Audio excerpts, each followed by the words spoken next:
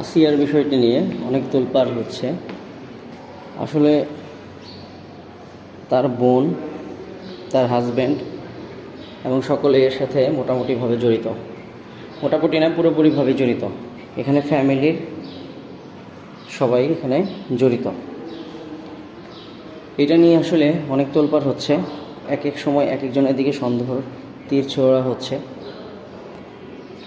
কি বলবো এটা? ওর বোন বলতেছে এক কথা, ওর হাজব্যান্ড যেভাবে কোর্টের মধ্যে তেড়ে গেল তাকে ধরার পরে, কারো কোনো কথার সাথে কোনো কথার মিল পাওয়া যাচ্ছে না। আর এই ঘটনাটা যদি এভাবেই ঘটে থাকে তাহলে কেউ কি দেখলো না? নিজের ঘরে এই জিনিসটা হলো, কেউ কি এই বিষয়টা দেখতে পারলো না? কেউ কি বিষয়টা তো অবগত ছিল না?